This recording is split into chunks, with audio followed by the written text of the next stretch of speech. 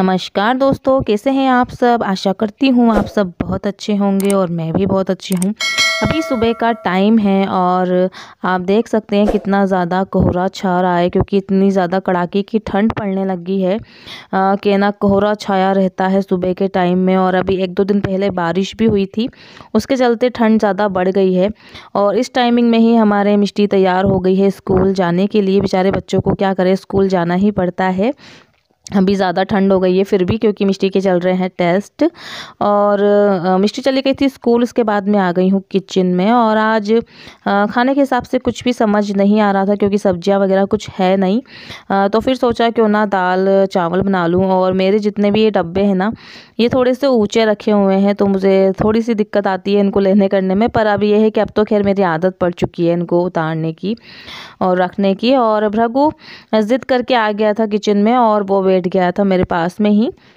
तो मैं यहाँ पर तुअर वाली दाल बना रही हूँ। तो मैंने अपनी दाल को धो दिया था अच्छे से, उसमें मैंने अपने हिसाब से पानी डाल दिया है। मैं ज़्यादा कोई होता है ना, अपने हिसाब से ही पानी ऐड कर देती हूँ दाल में। ऐसा नहीं है कि नाप के ही दाल डालूँ। उसके बाद मैंने नमक डाल दिया था, थोड़ी सी हल्दी पाउडर इसमें डाल दूँगी और थोड़ी सी हींग डाल दूँगी मैं इसमें। और आज हुआ ये था कि सबसे पहले उठ कर के मैं नहा ली थी। तो आज मैंने हेयर भी वॉश करे हैं अपने, तो बस क्लेचर लगा लिया है क्योंकि थोड़े से बालों को सूखने में टाइम लगेगा अभी। और इतना मेरे पास अभी टाइम नहीं है कि मैं अभी धूप में जाके बैठ जाऊं। वैसे हल्की फुल्की धूप निकल गई है आज। वैसे हमारे पिछले दिनों से धूप बिल्कुल भी नहीं निकल रही थी। इतनी ज़्यादा ठंड हो और फिर धूप भी ना निकले तो बहुत ज़्यादा हालत ख़राब हो जाती है। पर क्या करें, मौसम का आजकल कोई भरोसा नहीं है, कभी भी बारिश हो सकती है। ऐसा मौसम हो गया है। पहले हमेशा ना बारिश होती थी दिसंबर के महीने में, पर अब ज़्यादातर जनवरी में होने लग गई है। और अभी जैसे लास्ट टाइम चल रहा है जनवरी का लास्ट, फिर तो इसमें बारिश हो गई। ऐसा कुछ सोचा नहीं था। एक दिन पहले बिल्कुल तेज़ धूप निकल रही थी और जस्ट अगले दिन ही मौसम बिल्कुल ख़राब हो गया था। और यहाँ पर मैंने दूध भी चढ़ा दिया था, क्योंकि दूध वाले भैया भी आ गए थे। तो फिर मैंने दूध भी अपना चढ़ा दिया था। और यहाँ पर मैं चावल ले लूँगी, बासमती चावल मैं बनाऊँगी। दाल चावल के साथ में बासमती चावल ही सबसे अच्छे लगते हैं। तो यहाँ पर देखिए हमारा भृगु बीच बीच में खा रहा था थोड़े से कच्चे चावल ले लेके। और उसको मेरे पास में से जब भी मैं काम करती हूँ ना, तो किचन में आके बैठना उसको बहुत अच्छा लगता है। और वो बार बार लाइट्स वगैरह भी बंद करता रहता है, चालू करता रहता है। तो यही है कि इस एज में जो बच्चे होते हैं ना, वो मम्मियों को छोड़ते ही नहीं है। अब मेरे को ये समझ में नहीं आता ये स्कूल कैसे जाएगा, कैसे रहेगा, भगवान जाने। तो यहाँ पर मैंने अपने चावलों को भी ना धो करके उसको रख दिया था भिगो करके। मैं थोड़े से भिगो देती हूँ चावल, उससे थोड़ी सी देर बाद बनाती हूँ तो थोड़े से अच्छे बन जाते हैं। वैसे पर इस बार जो चावल आए हैं मेरे, वो पता नहीं क्यों अच्छे बन ही नहीं रहे हैं। वो उसमें होता है ना थोड़ा सा, कितना ही आप नाप से पानी डालो फिर भी वो खिले खिले नहीं बन रहे हैं, पता नहीं क्या हो रहा है। और ये वाले चावल मैंने दीदी से मंगवाए थे, फिर भी इस बार ये चावल अच्छे नहीं बन पा रहे हैं। और मैंने जैसे दाल चढ़ा दी है, चावल भी गला दी हैं। और अब मैं अपना आटा भी लगा लूँगी। तो आटा ले लिया था, उसमें नमक डाल दिया है और अब मैं आटा अपना गूंद लूँगी यहाँ पर। और भृगु की आप देख सकते हैं शैतानियाँ ना चलती ही जा रही हैं। वो जैसे कि बीच बीच में होता है ना, पहले उसने दाल चढ़ाई थी, मैंने तो दाल ले ली थी, फिर चावल ले लिए थे बीच बीच में। अभी जैसे आटा है तो उसको वो मेरे से आटा भी मांग रहा था कि मम्मा मुझे दो, मैं बनाऊँगा। तो वो होता ही है कि मैं जब भी आटा गूंथती हूँ तो उसको थोड़ा सा दे देती हूँ, तो फिर वो अपने हिसाब से खेलता रहता है। बच्चों का ये रहता ही है। और दाल चावल तो मैं बना ही रही हूँ, तो सोच रही हूँ साथ में ये अपनी बेसन वाली मिर्ची बना लूँ। वैसे मिर्ची चार चार ही रखी हुई थी सिर्फ। वैसे मिष्टी के पापा को ये वाली बेसन वाली मिर्ची पसंद नहीं है, पर फिर मुझे तो बस सच बताऊँ बहुत अच्छी लगती है, तो फिर मैंने आज बनाई ली। कभी कभी खुद की पसंद का भी ध्यान रख लेना चाहिए, उस हिसाब से लगता है कि लो बना लो। और तो फिर मैंने यहाँ पर ना बेसन को थोड़ा सा सेक लिया था और इसमें सारे मसाले ऐड कर दिए थे, नमक, हल्दी, धनिया पाउडर और हल्का सा तेल डाल दिया था इसके अंदर। और इसको कर लूँगी मैं मिक्स। और थोड़ा सा इसमें मैंने अमचूर पाउडर भी डाला था। तो बस यहाँ पर मैंने इसका ये मसाला बना लिया है। अब मैं अपनी जो ये मोटी वाली हरी मिर्च होती है इसमें कट लगा दूँगी। और एक सिंगल मैंने इनके जो होता है ना पीछे की जो डंडियाँ होती हैं मिर्ची की, ये नहीं हटाई है, ये मैंने इसमें ही रहने दी है। मतलब इस तरह से बनाते हैं तो थोड़ा सा लगता है कि उठा करके रख लो, मिर्ची अच्छी लगती है।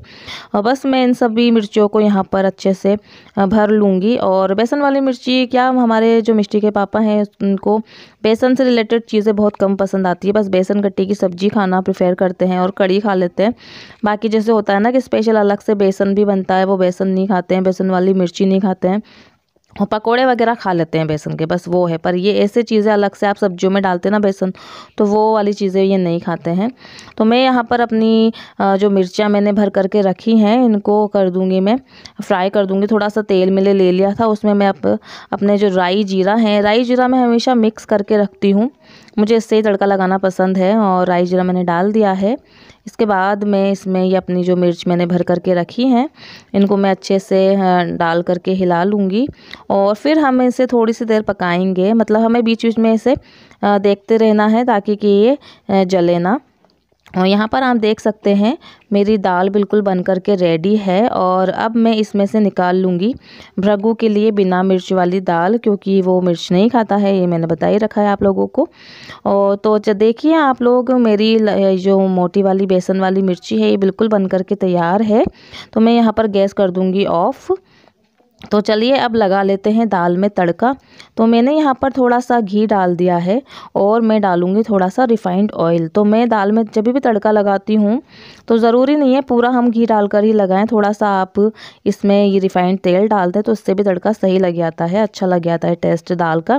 और घी डाल के लगाते हैं तो खैर अच्छा लगता ही है। तो मैंने यहाँ पर राई जीरा डाल दिया था और ये अपने कड़ी पत्ता और लाल वाली मिर्च और थोड़ी सी हरी मिर्च ये मैंने डाल दी थी। और अब मैं इसमें थोड़े से जो मसाले होते हैं ना, सारी मिर्च, हल्दी, थोड़ा सा धनिया पाउडर, वो सब मैं इसमें ही डाल दूँगी तड़के में ही। और मेरा तड़का यहाँ पर तैयार है, दाल में मैंने तड़का लगा दिया है।